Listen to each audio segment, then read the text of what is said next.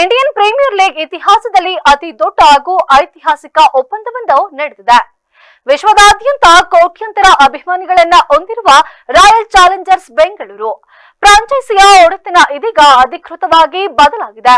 Aditya Birla group, times of India group, bolt ventures ಮತ್ತು block stone ಕಂಪನಿಗಳನ್ನ ಒಳಗೊಂಡ ಜಂಟಿ ಒಕ್ಕೂಟವು ಒಟ್ಟು $1.78 ಬಿಲಿಯನ್ ಅನ್ನ ನೀಡಿ ಆರ್ಸಿಬಿ ತಂಡವನ್ನ ಖರೀದಿಸಿದೆ.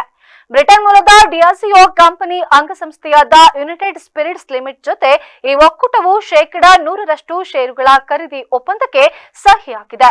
ಈ ಬೃಹತ್ ಒಪ್ಪಂದವು ಐಪಿಎಲ್ನ ಪುರುಷರ ತಂಡ ಹಾಗೂ ಡಬ್ಲ್ಯೂಪಿಎಲ್ನ ಮಹಿಳಾ ತಂಡಕ್ಕೆರಡಕ್ಕೂ ಕೂಡ ಅನ್ವಯವಾಗಲಿದೆ. ಹೊಸ ಮಾಲೀಕತ್ವದ ರಚನೆಯ ಅನ್ವಯ ಆದಿತ್ಯ ಬಿರ್ಲಾ ಗ್ರೂಪ್ನ ನಿರ್ದೇಶಕ ಆರ್ಯಮನ್ ವಿಕ್ರಮ್ ಬಿರ್ಲಾ ಅವರು ಆರ್ಸಿಬಿಯ ಫ್ರಾಂಚೈಸಿಯ ನೂತನ ಅಧ್ಯಕ್ಷರಾಗಿ ಅಧಿಕಾರವನ್ನ ವಹಿಸಿಕೊಳ್ಳಲಿದ್ದಾರೆ. ಟೈಮ್ಸ್ ಆಫ್ ಇಂಡಿಯಾ ಗ್ರೂಪ್ನ ಸತ್ಯನ್ ಗಜ್ವಾನಿ ಅವರು ಉಪಾಧ್ಯಕ್ಷರಾಗಿ ಕಾರ್ಯವನ್ನ ನಿರ್ವಹಿಸಲಿದ್ದಾರೆ. ಆರ್ಸಿಬಿ ತಂಡವನ್ನ ಮಧ್ಯದ ದೊರೆ ವಿಜಯ್ ಮಲ್ಯ ಕೇವಲ $111.6 ಮಿಲಿಯನ್ ಗೆ ಖರೀದಿಸಿದ್ದರು.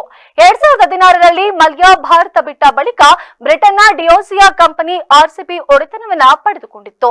ಕಳೆದ ವರ್ಷ ಆರ್ಸಿಬಿ ಗೆಲುವಿನ ಸಂಭ್ರಮಾಚರಣೆಯ ವೇಳೆ ಸಂಭವಿಸಿದ ಭೀಕರ ಕಾಲ್ತುಳಿತದಲ್ಲಿ 11 ಮಂದಿ ಪ್ರಾಣವನ್ನ ಕಳೆದುಕೊಂಡಿದ್ದಾರೆ ಹಾಗೂ ಹಲವರು ಗಾಯಗೊಂಡಿದ್ದರು. ಈ ದುರಂತದ ಬಳಿಕ ಕಂಪನಿಯ ಮೇಲೆ ತೀವ್ರ ಒತ್ತಡ ಕೇಳಿ ಬಂದಿತ್ತು.